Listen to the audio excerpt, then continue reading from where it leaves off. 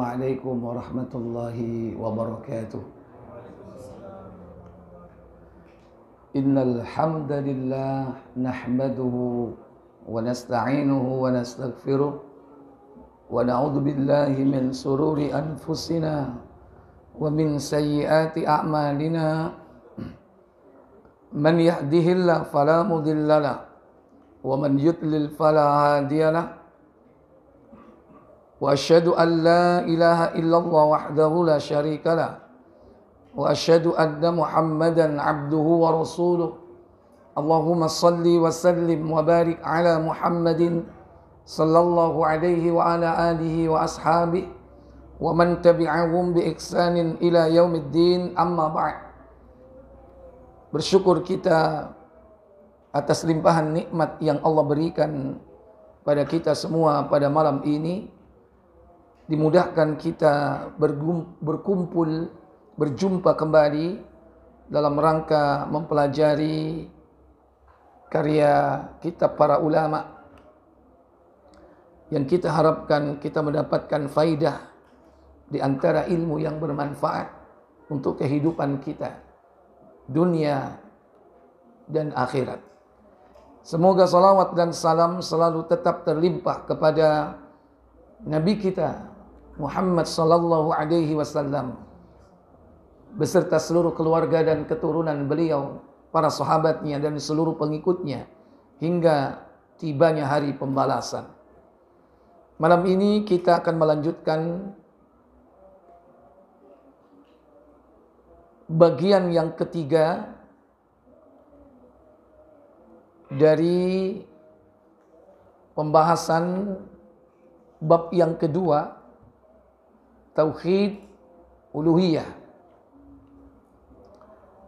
Bagian yang ketiga yaitu syurutus syahadatain, syarat-syarat dua kalimat syahadat. Bagian yang pertama atau saya sebut A di sini, yakni syurutu la ilaha illallah, syarat-syarat la ilaha illallah.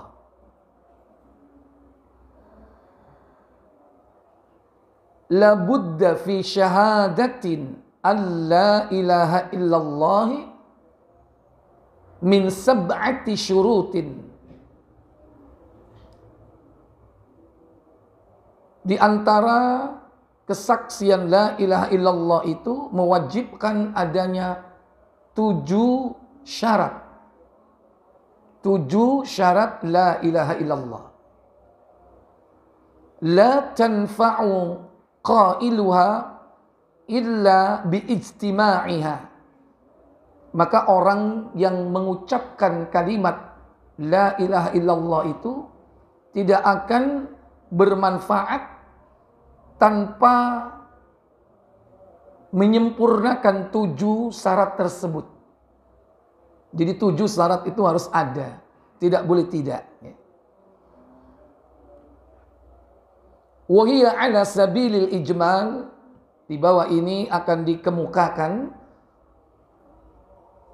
yakni 7 hal tersebut secara umum. Al-awwal, yang pertama, al-ilmu, yakni ilmu. Syarat pertama bahwa la ilaha illallah itu harus diilmui. Maka syarat yang pertama yakni al-ilmu. Apa itu al-munafi lil jahli? Yaitu meniadakan kebodohan.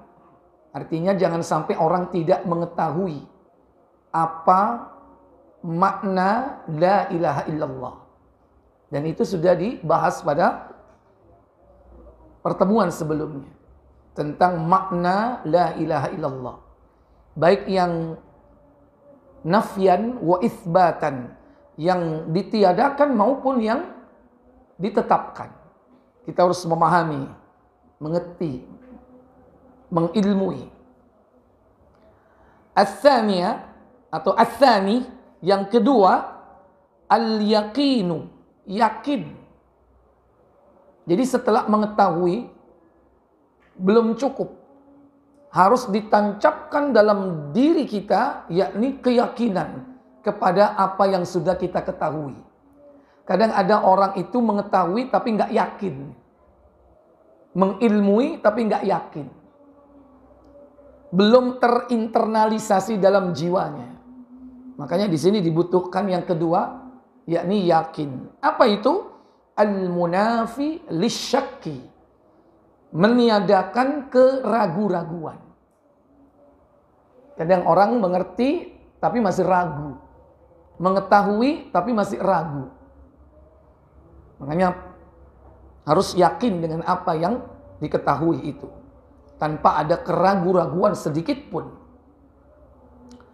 Ats-tsalitsu, yang ketiga, al-qabulu, menerima.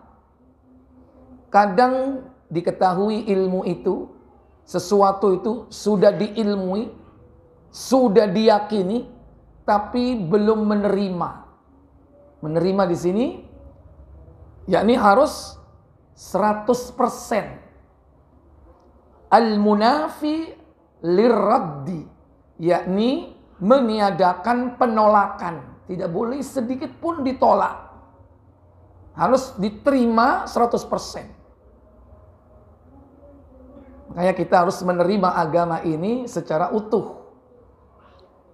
Jangan menerima secara parsial. Sebagian diterima, sebagian tidak diterima. Sing enak-enak tok sing diterima. Sing gak enak ditolak. Jangan. Berarti belum sampai tahapan al-qabul, menerima. Setelah mengilmui, meyakini, menerima 100%, baru ar-rabi', yang keempat, al-inqiyadu, tunduk dengan apa yang sudah diilmui, diyakini, dan diterima 100%. Harus tunduk. Nah, ini pada tahapan realisasi, tahapan implementasi, tahapan pelaksanaan.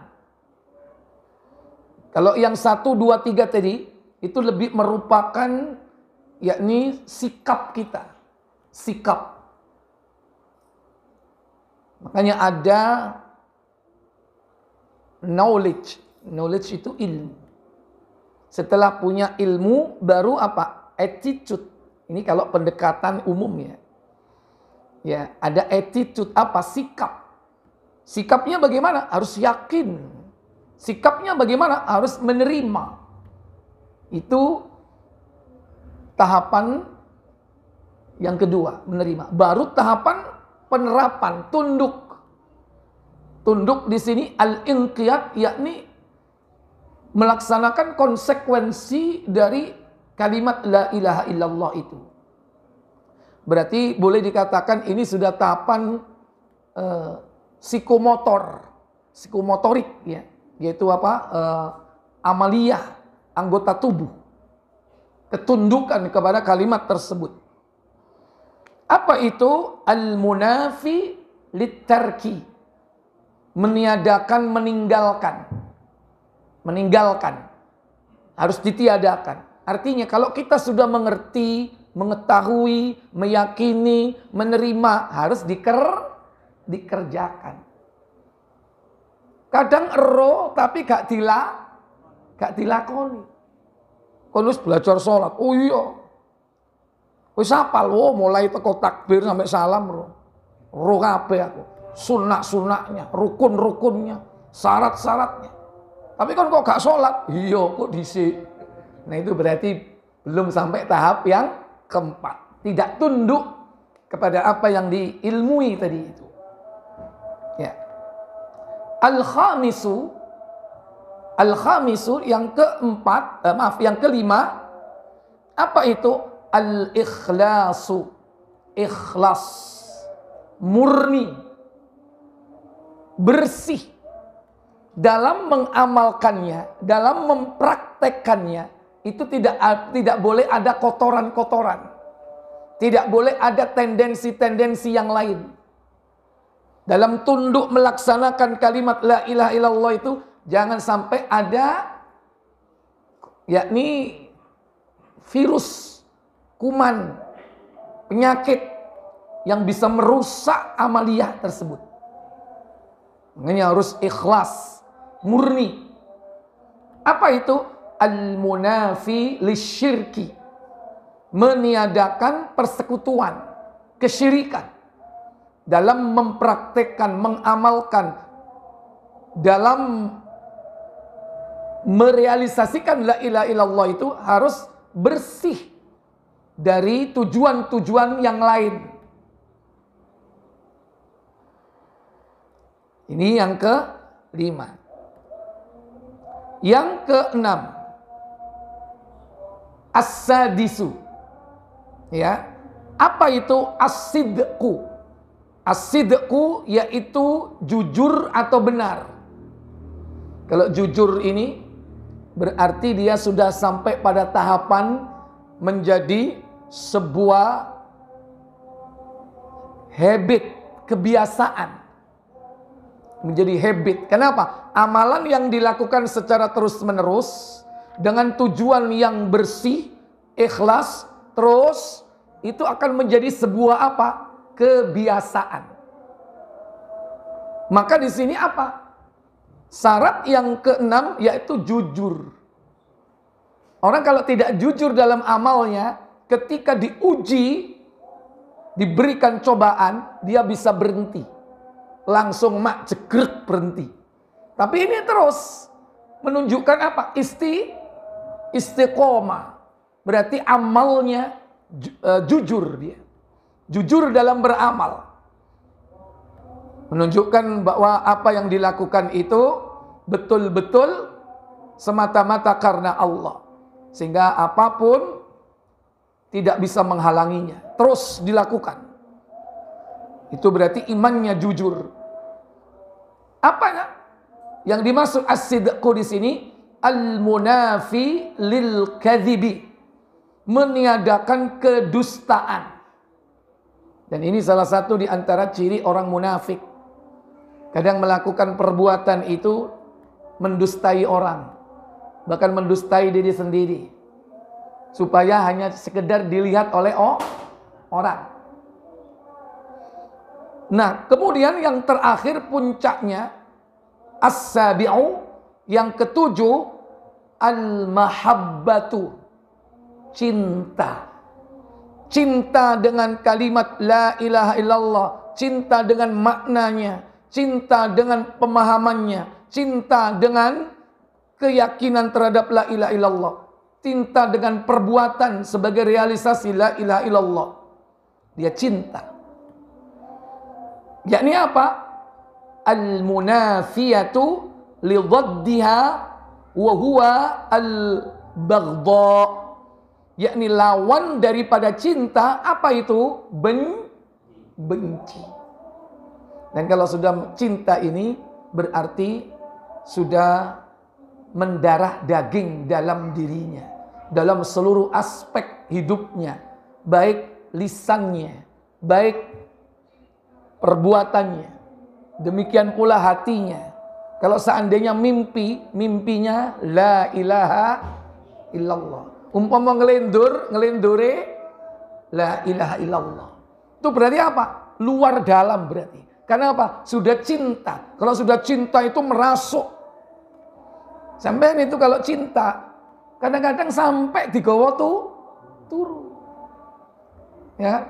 Saking cintai mangan sate, cinta nang sate, ya sampai ngelindur apa? Sate gitu. Karena sudah masuk ke alam bawah sadar. Semua relung-relung yang ada dalam dirinya itu sudah dikuasai dengan la ilaha illallah. Jadi seandainya dia ngelelir, ucapannya itu tauhid. Kadang ada ketika sadar la ilaha illallah, sadar, tapi begitu tidur ngelendur meso. Nah, itu berarti belum cinta kepada la ilaha illallah. Ya.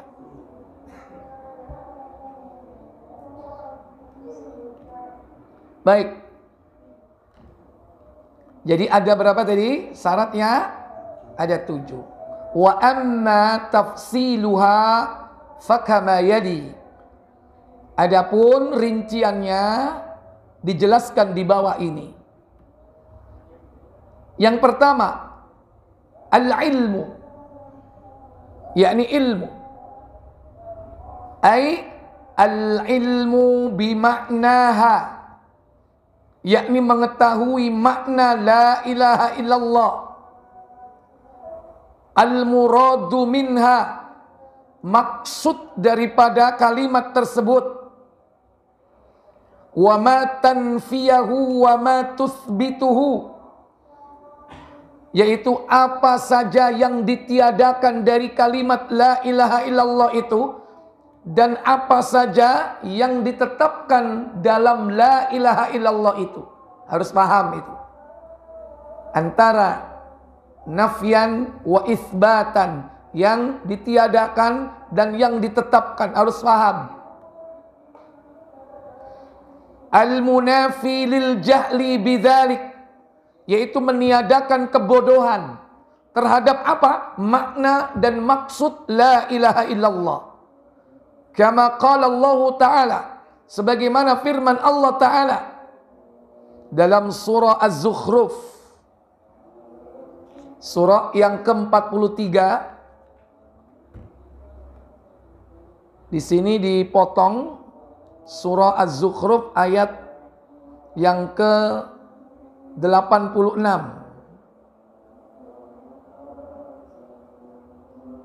Kita cari ayatnya lengkapnya.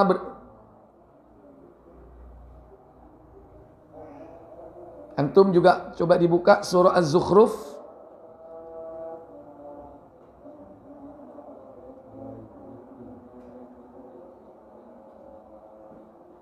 Ayat berapa tadi? 86. Allah Jalla Jalaluh berfirman dalam ayat tersebut,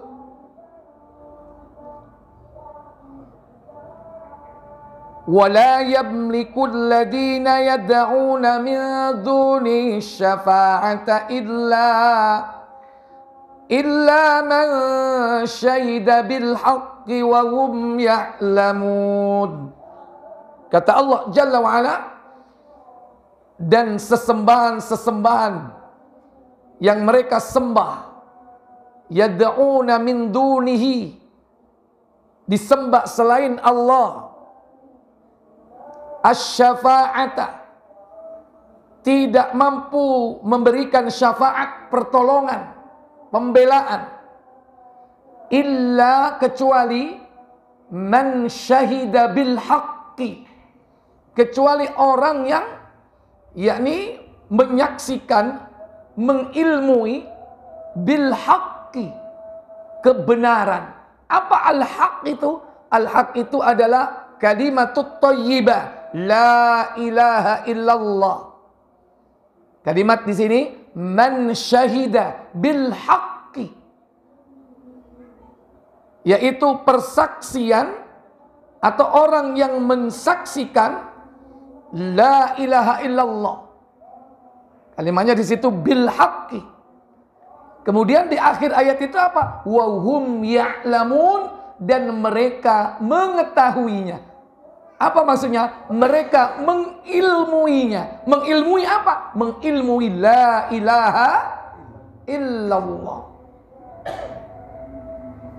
Sama dengan kalimat fa'lam annahu la ilaha illallah. Fa'lam itu perintah, maka ilmuilah. Ilmui apa? Bahwasannya la ilaha, tidak ada sesembahan yang hak illallah, kecuali Allah. Ya. Sama dengan ayat ini. Kalau yang tadi fa'lam annahu la ilaha illallah, itu ada di dalam surah 47, yaitu surah apa? Surah Muhammad.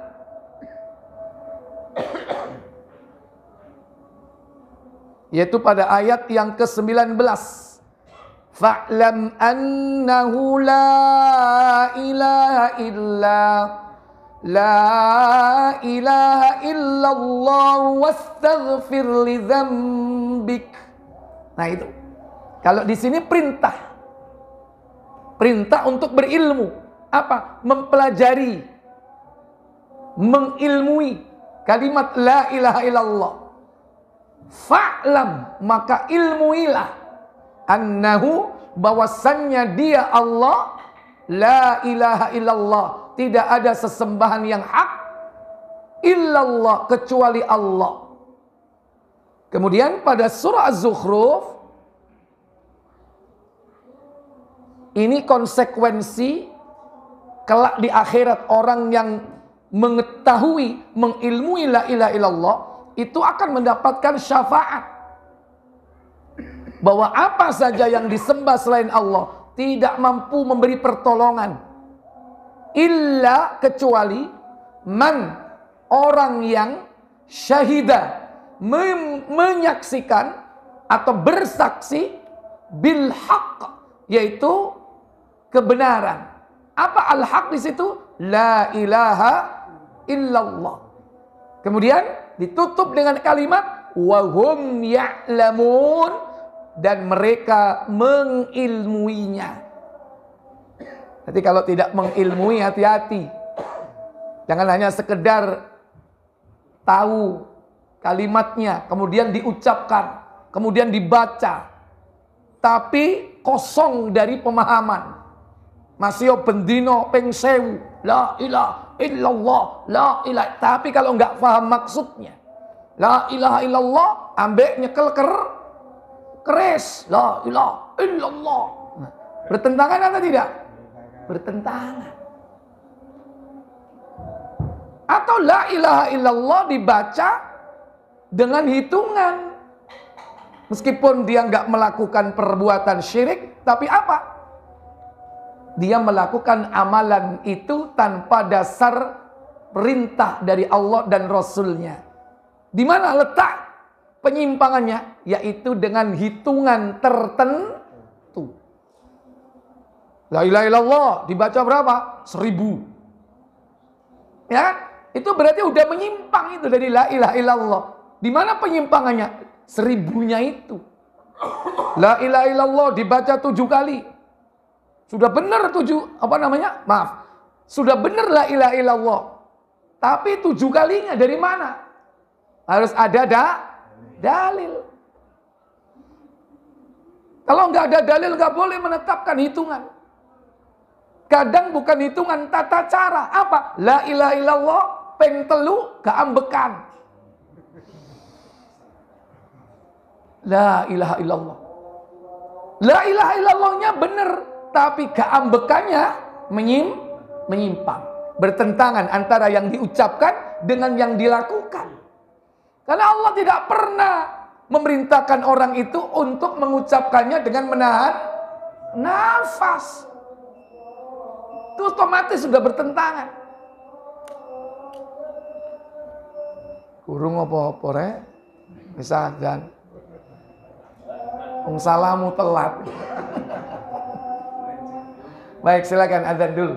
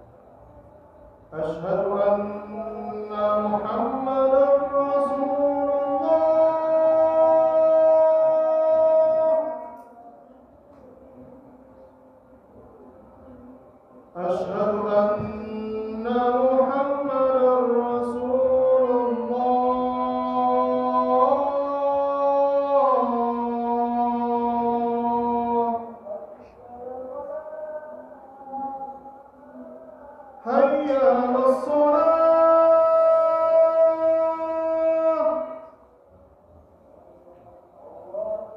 hayya 'alas shalah,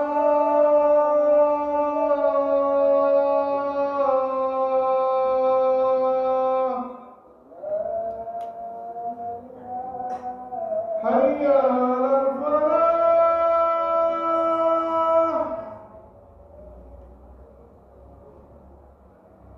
hayya 'alal falah.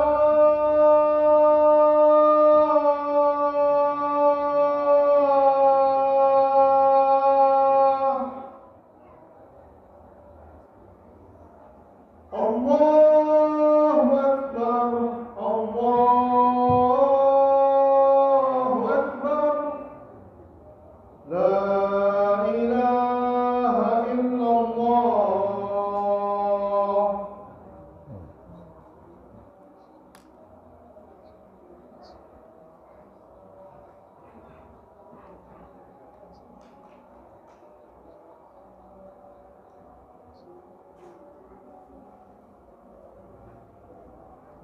Baik Bapak Ibu, saudara-saudari sekalian yang dirahmati Allah Jalla wa'ala.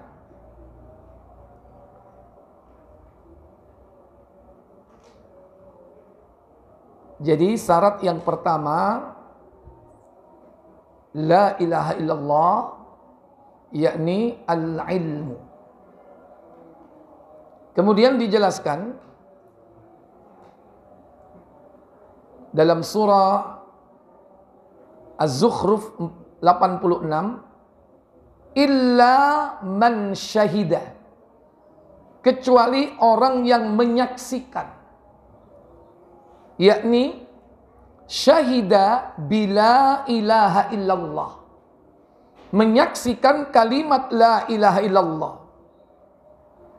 Dia bersaksi dengan kalimat itu, wahum ya'lamun, dan mereka mengetahuinya, mengilmuinya, biqulubihim, dengan hati-hati mereka, ma syahidat bihi alsinatuhum, apa yang dipersaksikan oleh lisannya, apa yang diucapkan dengan lisannya, itu diilmui, difahami maknanya di dalam apa? Hatinya. Falau nataqa biha wa huwa la ya'lamu maknaha, maka sekiranya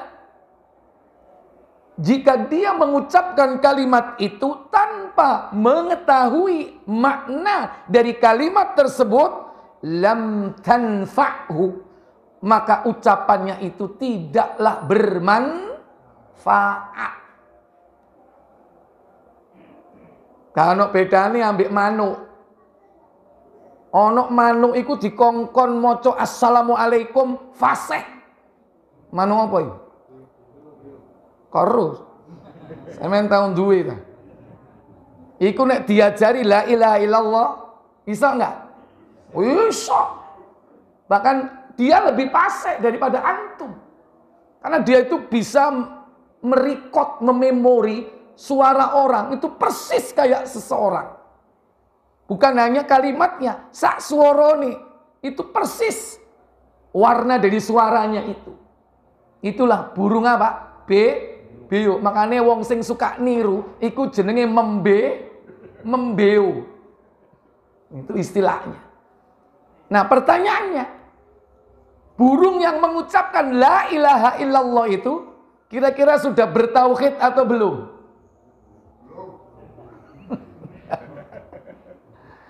Ya, ya memang belum bertauhid. Karena apa? Karena memang dia apa?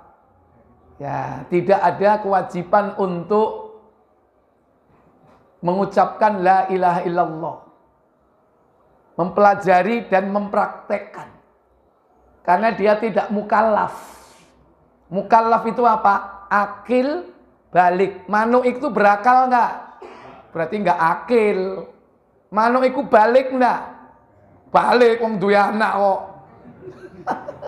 Manuk iku balik rek, wong iso kawin ya kan, iso berkembang biak, berarti wis balik enggak? Balik. Tapi akil apa enggak? nggak berakal.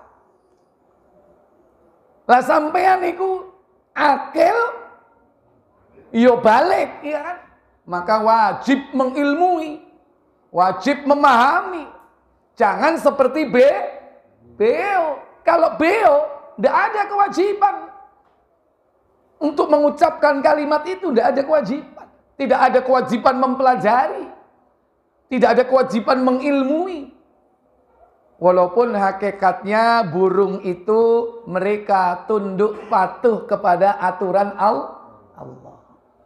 Mending manuk timbangannya sampean. Kalau tidak faham la ilaha illallah, mending manuk. Karena nggak ditanya. Tidak akan ditanya kalau di akhirat dengan kalimat itu. Kalau kita kan ditanya. Masuk ke kubur langsung ditanya sama mungkar nakir, man rabbuka, iya kan? Itu kan konsekuensi dari apa? La ilaha illallah. Maka orang yang tidak mempelajari, tidak memahami maknanya, bisa jadi bulan-bulanan dikamplengi sama malaikat apa? Mungkar nakir. Ini. Jadi tidak manfaat kalau orang itu mengucapkan la ilaha illallah, la ilaha illallah. Konro arti ini, pokoknya ikut tukang baku bien lah, misalnya begitu. Nggak ada maknanya, nggak berarti. Li'annahu lam ya'taqid ma tadullu alaih, karena bahwasannya dia tidak meyakini apa yang ditunjukkan oleh kalimat tersebut. Asyartus tsani, syarat yang kedua, al-yakinu, yakni yakin. Apa itu? Bi ayyakuna qailuha mustayqinan bima tadullu alaih, yaitu orang yang mengucapkan kalimat la ilaha illallah itu meyakini apa yang ditunjukkan oleh kalimat tersebut. Yakin. Yakin itu tadi apa? Meninggalkan adanya asyakku warraibu. Apa? Keraguan, bimbangan. Makanya kadang dua ini disebut bimbang dan ragu. Jangan bimbang, jangan ragu. Harus apa? Yakin. Seyakin-yakinnya dengan kalimat itu. Kadang nggak yakin ya. Mau sore la ilaha illa tok mlebu surga. Loh iya, silakan. Ucapkan itu di akhir, yakni hidup kita. Man akhiru kalamihi la ilaha illallah dakhalal jannah. Siapa yang kalimat terakhir dalam hidupnya adalah la ilaha illallah, insya Allah dia dijamin surga. Tapi nggak gampang. Orang yang mengucapkan la ilaha illallah saat kematian. Nggak ada jaminan orang itu bisa mengucapkan la ilaha illallah saat kematiannya. Meskipun tiap hari membacanya ribuan kali. Kalau dia tidak apa? Mengetahui, mengilmui kalimat itu. Dan yang kedua apa? Meyakini tentang kalimat tersebut. Kadang-kadang hanya sekedar ilmu diketahui saja, tapi belum sampai kepada taraf apa? Ya, yakin. Jangan-jangan yakin kepada Allah saja belum. Iya yo.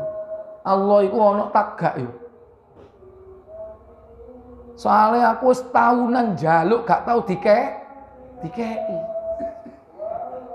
Padahal aku bendino jaluk bojo sampai saiki durung oleh bojo. Padahal bojoku wis itu. Wis duwe sik njaluk, tapi mek ndonga tok ya.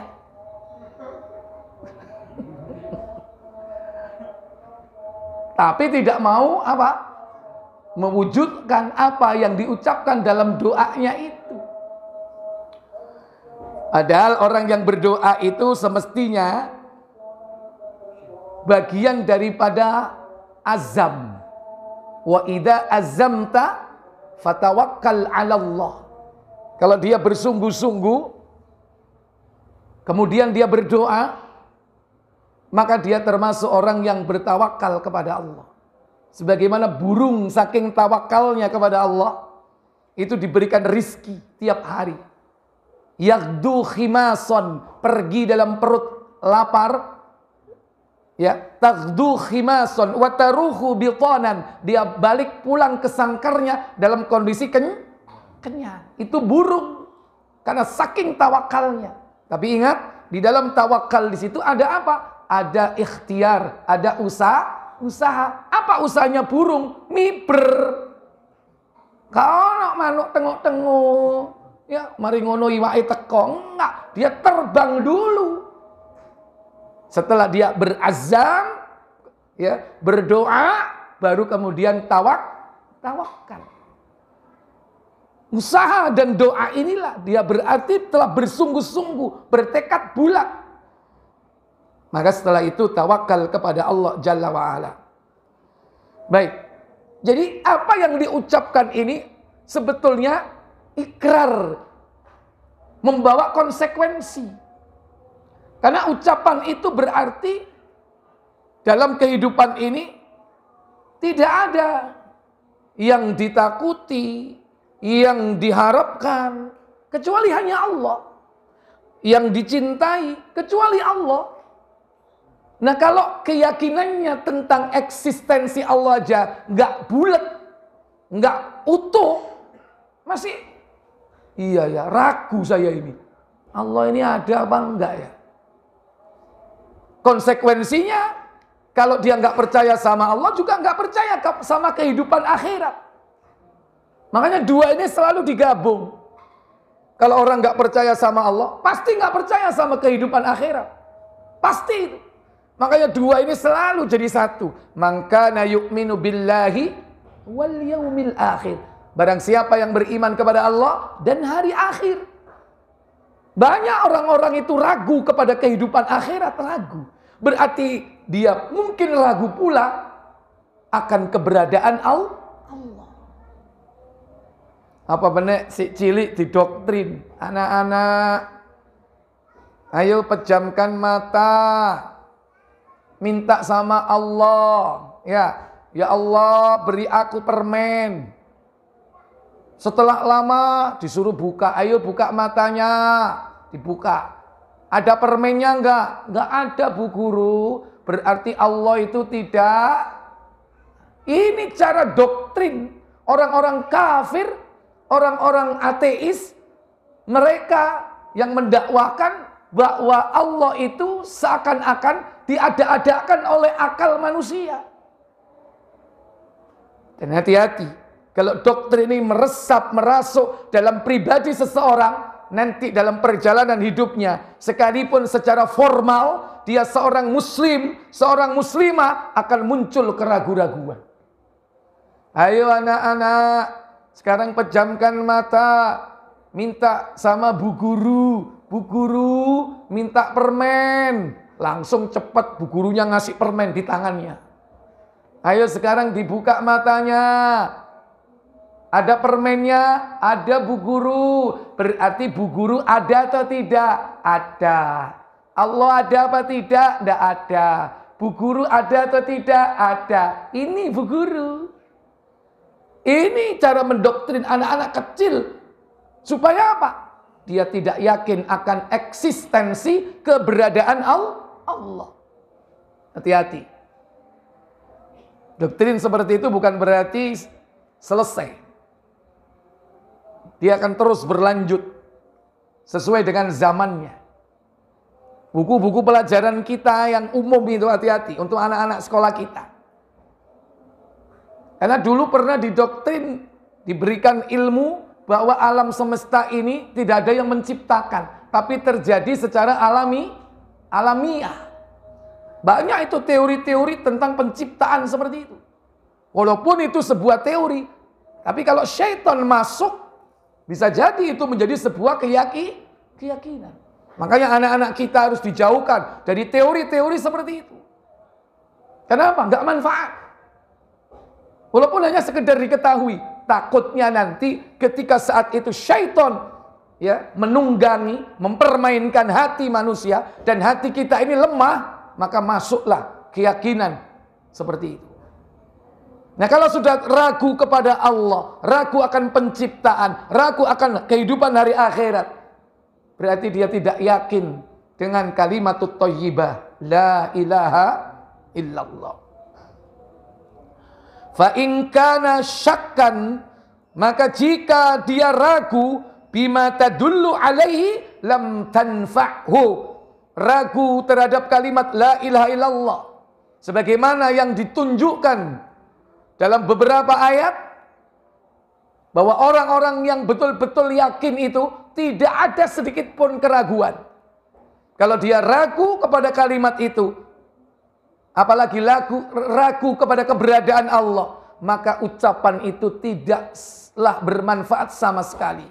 Kama qala Allah Ta'ala, sebagaimana firman Allah Ta'ala, buka surah Al-Hujurat, surah yang ke-49, pada ayat yang ke-15. Innamal mu'minuna alladzina amanu billahi wa rasulihi thumma lam yartabu wajahadu bi amwalihim wa anfusihim fi sabilillah ulaika humus shadiqun. Kata Allah, innamal mu'minuna, sesungguhnya orang-orang mukmin itu hanyalah alladzina amanu, yaitu orang yang beriman billahi, kepada Allah, wa rasulihi, dan rasulnya, thumma lam yartabu, kemudian dia tidak ragu sedikit pun, yakin. Wajahadu bi amwalihim wa anfusihim fi sabilillah. Kalau orang sudah tidak ragu imannya kepada Allah, imannya kepada Rasul, maka pasti wujudnya apa?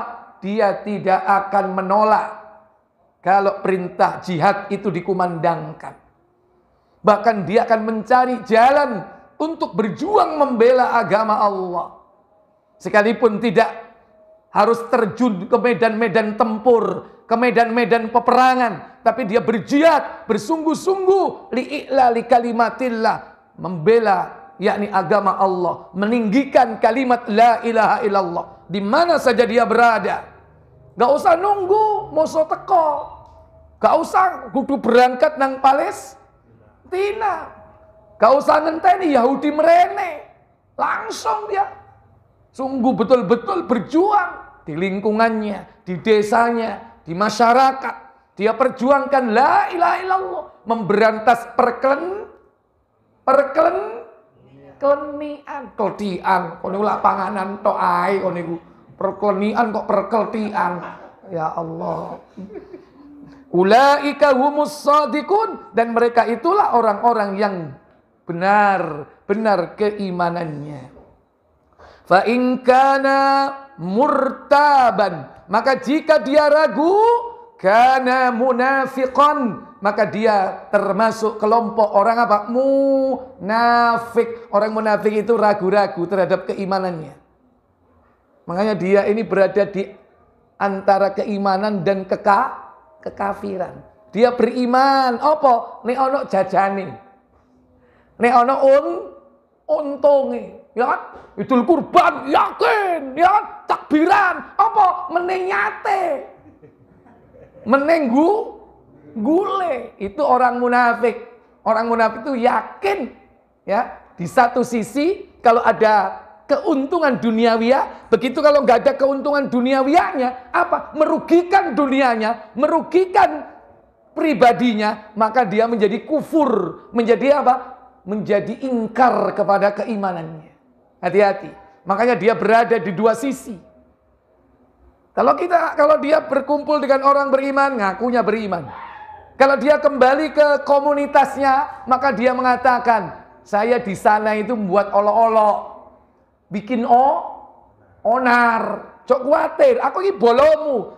Lah kon kok nang kono, kon wingi sembayang rono, wingi kok ngaji mbek wong ambek wong iku, ya kan? Nang kono, cok kuatir, aku nang kono iku bikin Yes. Wa qala an-nabiy sallallahu alaihi wasallam, ya. Sebagaimana sabda Nabi sallallahu alaihi wasallam, man lakita wara'a hadzal haid yashhadu an la ilaha illallah mustayqinan qalbahu fabasharahu bil jannah. Al hadis fi sahih. Hadis ini sahih, tidak disebutkan di sini dari riwayat mana, yang artinya barang siapa yang menemui Allah tabaraka wa taala dan dilihat bahwa dia yakin kepada kalimat persaksian bahwa tidak ada ilah sesembahan yang hak kecuali Allah, mustaiqinan qalba, dan dia yakin di dalam hatinya, tidak ragu sedikit pun, maka berilah mereka kabar gembira, yakni tentang surga sebagai balasannya. Faman lam yastaqin biha qalbahu, barang siapa yang tidak yakin terhadap kalimat la ilaha illallah itu dalam hatinya, lam yastahiq dukhulal jannah, maka dia tidak berhak sedikit pun untuk memasuki jannah, yakni surga Allah tabaraka wa taala. Wallahu a'lam. Baik para bapak ibu, saudara-saudara sekalian, mungkin malam ini cuma dapat 2 syarat ya. Insyaallah 5 syarat berikutnya kita akan bahas pada pertemuan yang akan datang. Baik, silakan kalau ada pertanyaan, sebelum saya tutup, saya beri kesempatan. Silakan, monggo.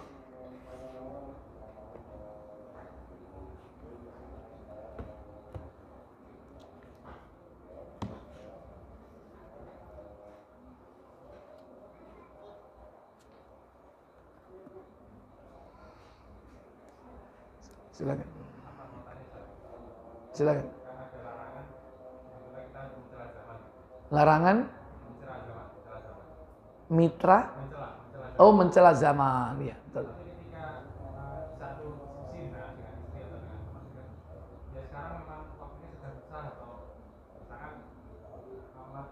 Menjelaskan bahwa kondisi sekarang itu sedang tidak baik untuk permasalahan sesuatu, itu apakah termasuk mencela zaman? Saya khawatir berkata-kata ternyata itu dilarang oleh Allah, masuk mencela zaman. Saya cuma misalnya bicara, saya, oh ya mas sekarang sedang seperti ini nih, itu apakah termasuk mencela zaman?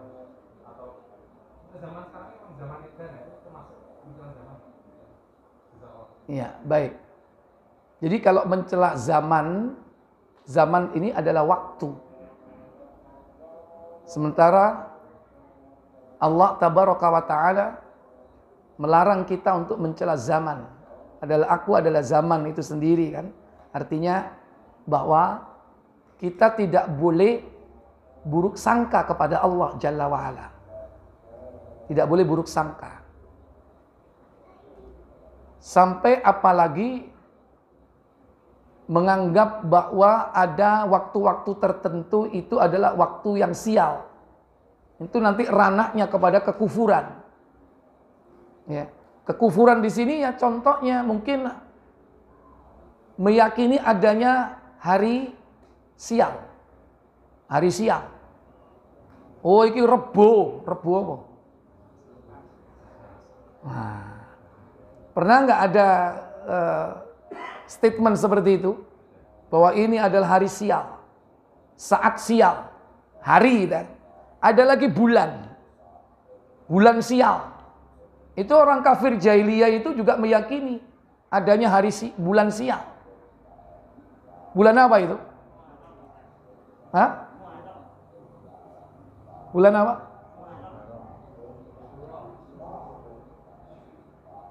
Orang kafir meyakini.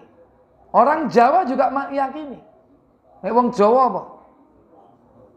Bukan suro, bukan. Ya. Apa? Selo ya. Selo itu apa selo? Antara satu bulan dengan bulan yang lain. Ada bulan tertentu yang dianggap sial. Yang nggak boleh mengadakan hajatan atau nikah atau menikahkan. Ada keyakinan seperti itu. Bulan-bulan tertentu. Demikian pula tahun. Tidak boleh mengatakan bahwa tahun ini adalah tahun sial. Berdasarkan sio misalnya. Sio apa? Ya ini. Wah ini sionya lagi sio apa? Ayam. Sopo sing jawab ayam mau? Jangan meyakini hal-hal yang berbau khurafat. Bahkan khurafat itu sendiri. Itu termasuk at-tiyarah atau tatoyur. Angka sial, hari sial, bulan sial. Gitu. Kemudian tahun sial. Mencela seperti itu atau menganggap meyakini seperti itu sama dengan mencela Allah Jalla wa Ala. Sementara Allah tidak pernah menurunkan i'tiqad, keyakinan seperti itu. Hati-hati.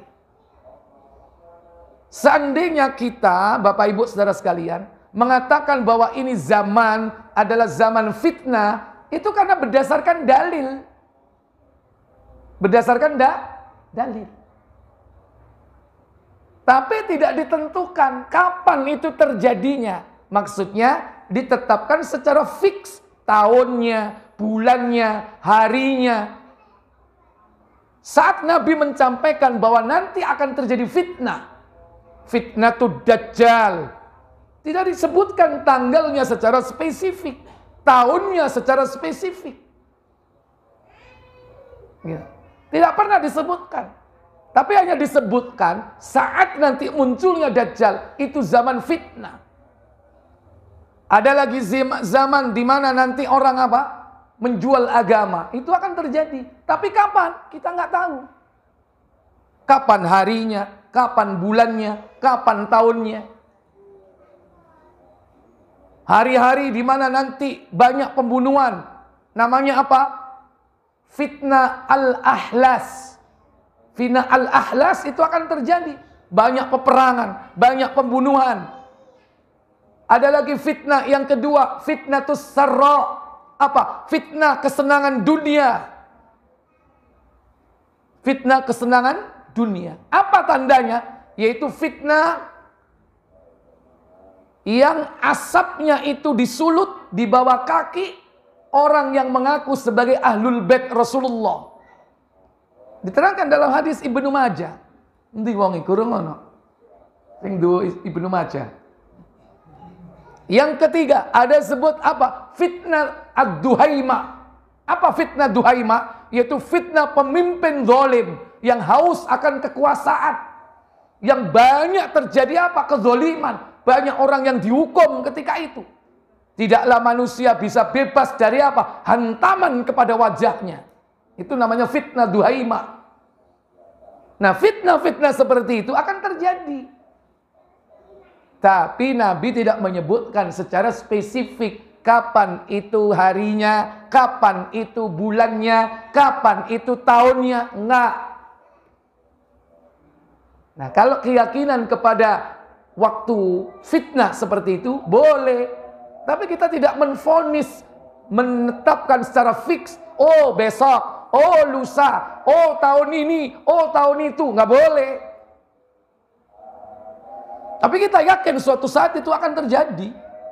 Munculnya Dajjal. Itu fitnah dahsyat. Kapan? Ojo sampai nentukno tanggal, bulan, dan tahun.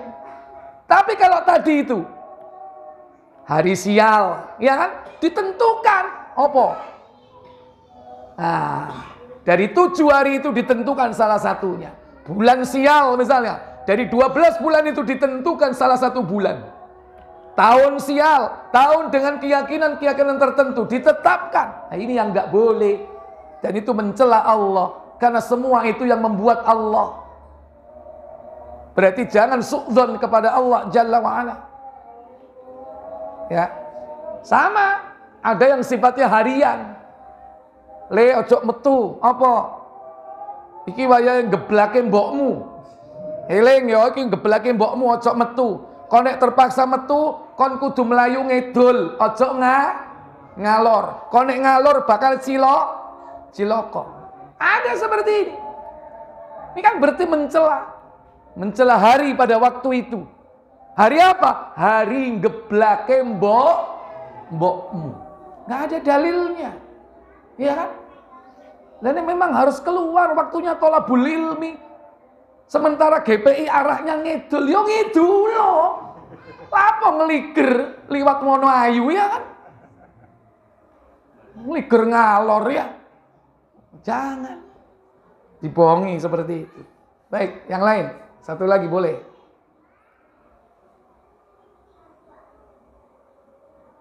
Baik, kalau tidak ada saya cukupkan sampai di sini. Kita tutup kafarat majelis. Subhanakallahumma wa bihamdik asyhadu an la ilaha illa anta astaghfiruka wa atubu ilaik. Wassalamualaikum warahmatullahi wabarakatuh.